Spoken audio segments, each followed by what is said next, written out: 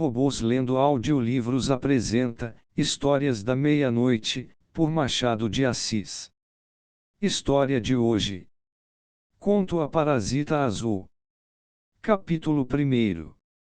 Volta ao Brasil. Há cerca de 16 anos, desembarcava no Rio de Janeiro, vindo da Europa, o Sr. Camilo Seabra, goiano de nascimento, que ali fora estudar medicina e voltava agora com o diploma na algibeira e umas saudades no coração. Voltava depois de uma ausência de 8 anos, tendo visto e admirado as principais coisas que um homem pode ver e admirar por lá, quando não lhe falta gosto nem meios. Ambas as coisas possuía, e se tivesse também, não digo muito, mas um pouco mais de juízo, houvera gozado melhor do que gozou, e com justiça poderia dizer que vivera. Não abonava muito os seus sentimentos patrióticos o rosto com que entrou à barra da capital brasileira. Trazia-o fechado e merencório, como quem abafa em si alguma coisa que não é exatamente a bem-aventurança terrestre. Arrastou um olhar aborrecido pela cidade, que se ia desenrolando à proporção que o navio se dirigia ao ancoradouro. Quando veio a hora de desembarcar, fê-lo com a mesma alegria com que o réu transpõe os umbrais do cárcere. O escaler afastou-se do navio em cujo mastro flutuava uma bandeira tricolor. Camilo murmurou consigo: "Adeus, França." Depois envolveu-se num magnífico silêncio e deixou-se levar para a terra. O espetáculo da cidade, que ele não via há tanto tempo, sempre lhe prendeu um pouco a atenção. Não tinha, porém, dentro da alma o alvoroço de Ulisses ao ver a terra da sua pátria. Era antes pasmo e tédio. Comparava o que via agora com o que vira durante longos anos, e sentia a mais e mais apertar-lhe o coração a dolorosa saudade que o minava. Encaminhou-se para o primeiro hotel que lhe pareceu conveniente, e ali determinou passar alguns dias, antes de seguir para Goiás. Jantou solitário e triste, com a mente cheia de 1000 recordações do mundo que acabava de deixar, e para dar ainda maior desafogo à memória, apenas acabado o jantar, estendeu-se num canapé, e começou a desfiar consigo mesmo um rosário de cruéis desventuras. Na opinião dele, nunca houvera mortal que mais dolorosamente experimentasse a hostilidade do destino.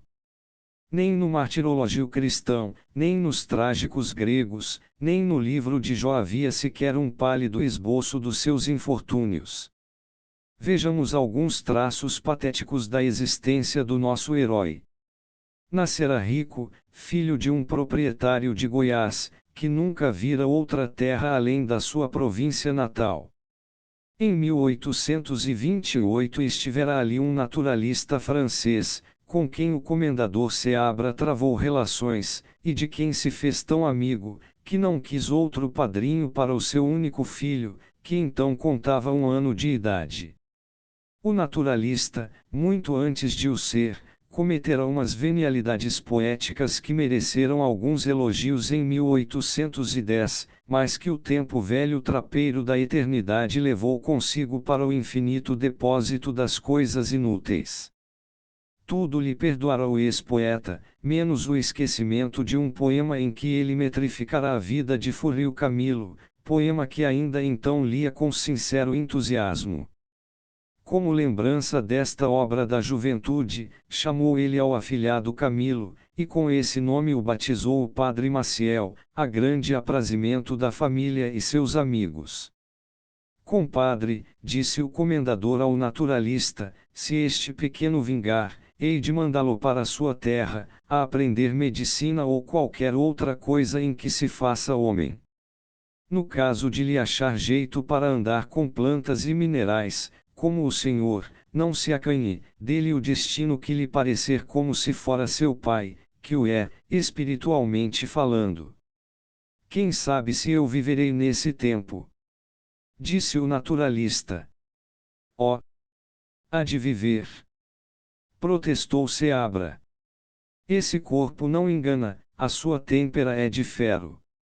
Não o vejo eu andar todos os dias por esses matos e campos, indiferente a sóis e a chuvas, sem nunca ter a mais leve dor de cabeça. Com metade dos seus trabalhos já eu estava defunto. Há de viver e cuidar do meu rapaz, apenas ele tiver concluído cá os seus primeiros estudos. A promessa de Seabra foi pontualmente cumprida. Camilo seguiu para Paris, logo depois de alguns preparatórios, e ali o padrinho cuidou dele como se realmente fora seu pai. O comendador não poupava dinheiro para que nada faltasse ao filho, a mesada que lhe mandava podia bem servir para 2 ou 3 pessoas em iguais circunstâncias. Além da mesada, recebia ele por ocasião da Páscoa e do Natal amêndoas e festas que a mãe lhe mandava, e que lhe chegavam às mãos debaixo da forma de alguns excelentes 1000 francos. Até aqui o único ponto negro na existência de Camilo era o padrinho, que o trazia peado, com receio de que o rapaz viesse a perder-se nos precipícios da grande cidade.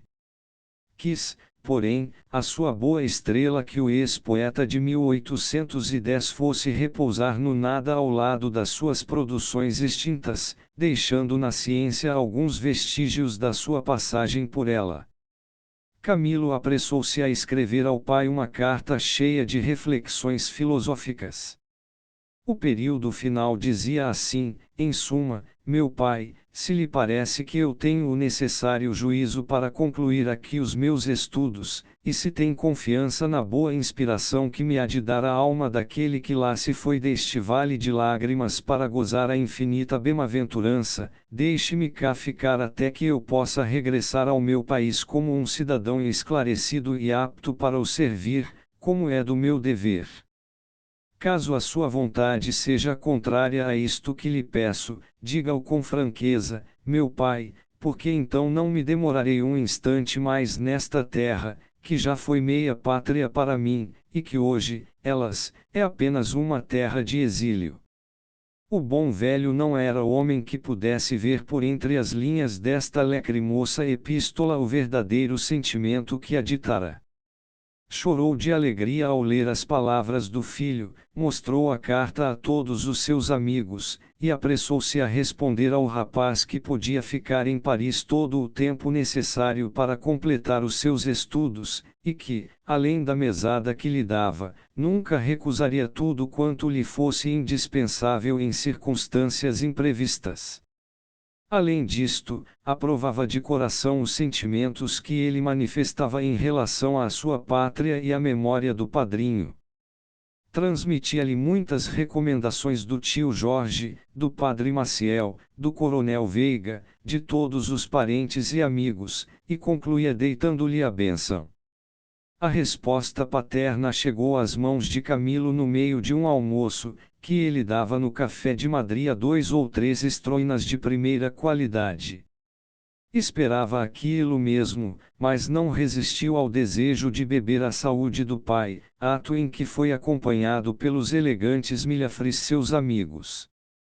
Nesse mesmo dia planeou Camilo algumas circunstâncias imprevistas, para o comendador, e o próximo correio trouxe para o Brasil uma extensa carta em que ele agradecia as boas expressões do pai, dizia-lhe as suas saudades, confiava-lhe as suas esperanças, e pedia-lhe respeitosamente, em postscriptum, a remessa de uma pequena quantia de dinheiro.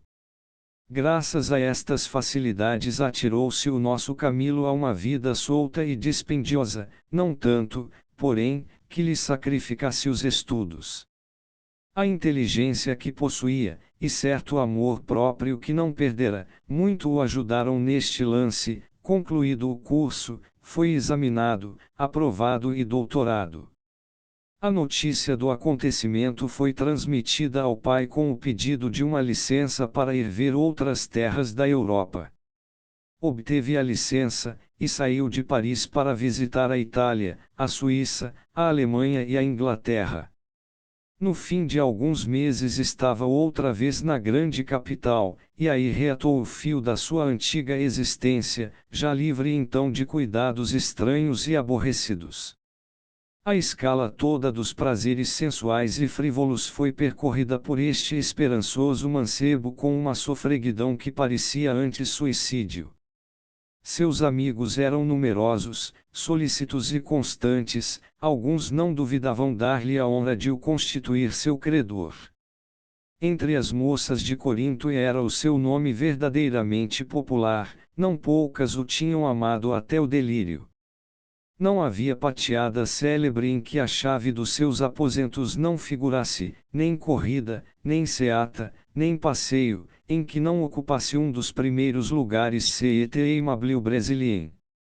Desejoso de o ver, escreveu-lhe o comendador pedindo que regressasse ao Brasil, mas o filho, parisiense até a medula dos ossos, não compreendia que um homem pudesse sair do cérebro da França para vir internar-se em Goiás.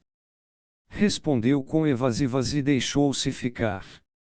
O velho fez vista grossa a esta primeira desobediência. Tempos depois insistiu em chamá-lo, novas evasivas da parte de Camilo. Irritou-se o pai e a terceira carta que lhe mandou foi já de amargas censuras. Camilo caiu em si e dispôs-se com grande mágoa a regressar à pátria, não sem esperanças de voltar e acabar os seus dias no Boulevard dos Italianos ou à porta do Café Elder. Um incidente, porém, demorou ainda desta vez o regresso do jovem médico. Ele, que até ali vivera de amores fáceis e paixões de uma hora, veio a enamorar-se repentinamente de uma linda princesa russa. Não se assustem, a princesa russa de quem falo, afirmavam algumas pessoas que era filha da Rua do Baque e trabalhara numa casa de modas, até a Revolução de 1848. No meio da Revolução apaixonou-se por ela um major polaco, que a levou para Varsóvia, donde acabava de chegar transformada em princesa, com um nome acabado em IN ou em OFF, não sei bem. Vivia misteriosamente, zombando de todos os seus adoradores, exceto de Camilo, dizia ela, por quem sentia que era capaz de aposentar as suas roupas de viúva. Tão depressa, porém, soltava estas expressões irrefletidas, como logo protestava com os olhos no céu, ó! Não? Nunca, meu caro Alexis, nunca desonrarei a tua memória unindo-me a outro. Isto eram punhais que dilaceravam o coração de Camilo. O jovem médico jurava por todos os santos do calendário latino e grego que nunca amara a ninguém como a formosa princesa. A bárbara senhora parecia às vezes disposta a crer nos protestos de Camilo, outras vezes porém abanava a cabeça e pedia perdão à sombra do venerando príncipe Alexis. Neste meio tempo chegou uma carta decisiva do comendador. O velho goiano intimava pela última vez ao filho que voltasse, sob pena de lhe suspender todos os recursos e trancar-lhe a porta. Não era possível tergiversar mais. Imaginou ainda uma grave moléstia, mas a ideia de que o pai podia não acreditar nela e suspender-lhe realmente os meios, aluiu de todo este projeto. Camilo nem ânimo teve de ir confessar a sua posição à bela princesa, receava além disso que ela, por um rasgo de generosidade, natural em quem ama, quisesse dividir com ele as suas terras de Novgorod. Aceitá-las seria humilhação, recusá-las poderia ser ofensa. Camilo preferiu sair de Paris deixando à princesa uma carta em que lhe contava singelamente os acontecimentos e prometia voltar algum dia. Tais eram as calamidades com que o destino quisera abater o ânimo de Camilo. Todas elas repassou na memória o infeliz viajante, até que ouviu bater 8 horas da noite. Saiu um pouco para tomar ar, e ainda mais se lhe acenderam as saudades de Paris. Tudo lhe parecia lúgubre, acanhado, mesquinho. Olhou com desdém olímpico para todas as lojas da Rua do Ouvidor, que lhe pareceu apenas um beco muito comprido e muito iluminado. Achava os homens deselegantes, as senhoras desgraciosas. Lembrou-se, porém, que Santa Luzia, sua cidade natal, era ainda menos parisiense que o Rio de Janeiro, e então, abatido com esta importuna ideia, correu para o hotel e deitou-se a dormir. No dia seguinte, logo depois do almoço, foi à casa do correspondente de seu pai. Declarou-lhe que tencionava seguir dentro de 4 ou 5 dias para Goiás, e recebeu dele os necessários recursos, segundo as ordens já dadas pelo comendador. O correspondente acrescentou que estava incumbido de lhe facilitar tudo o que quisesse no caso de desejar passar algumas semanas na corte. Não, respondeu Camilo, nada me prende à corte, e estou ansioso por me ver a caminho. Imagino as saudades que há de ter. Há quantos anos? 8. 8. Já é uma ausência longa. Camilo ia se dispondo a sair, quando viu entrar um sujeito alto, magro, com alguma barba embaixo do queixo e bigode, vestido com um paletó de brim pardo e trazendo na cabeça um chapéu de Chile. O sujeito olhou para Camilo, estacou, recuou um passo, e depois de uma razoável hesitação, exclamou: "Não me engano. É o senhor Camilo." Camilo Seabra, com efeito, respondeu o filho do comendador, lançando um olhar interrogativo ao dono da casa. "Este senhor", disse o correspondente, "é o senhor Soares, filho do negociante do mesmo nome, da cidade de Santa Luzia." "Que? É o Leandro que eu deixei apenas com um buço, em carne e osso", interrompeu Soares, "é o mesmo Leandro que lhe aparece agora todo barbado, como o senhor, que também está com uns bigodes bonitos." "Pois não o conhecia, conheci-o, eu apenas o vi, apesar de o achar muito mudado do que era. Está agora um moço apurado. Eu é que estou velho. Já cá estão 26. Não se ria, estou velho." "Quando chegou?" "Ontem." "E quando segue viagem para Goiás?" "Espero o primeiro vapor de Santos." "Nem de propósito. Iremos juntos." "Como está seu pai? Como vai toda aquela gente? O padre Maciel? O Veiga? Dê-me notícias de todos e de tudo. Temos tempo para conversar à vontade. Por agora só lhe digo que todos vão bem. O vigário é que esteve 2 meses doente de uma febre maligna e ninguém pensava que arribasse, mas arribou. Deus nos livre que o homem adoeça, agora que estamos com o Espírito Santo à porta. Ainda se fazem aquelas festas. Pois então. O imperador este ano, é o coronel Veiga, e diz que quer fazer as coisas com todo o brilho. Já prometeu que daria um baile. Mas nós temos tempo de conversar, ou aqui ou em caminho. Onde está morando?" Camilo indicou o hotel em que se achava, e despediu-se do comprovinciano, satisfeito de haver encontrado um companheiro que de algum modo lhe diminuísse os tédios de tão longa viagem. Soares chegou à porta e acompanhou com os olhos o filho do comendador até perdê-lo de vista. "Veja o senhor o que é andar por essas terras estrangeiras", disse ele ao correspondente, que também chegava à porta. "Que mudança fez aquele rapaz, que era pouco mais ou menos como eu.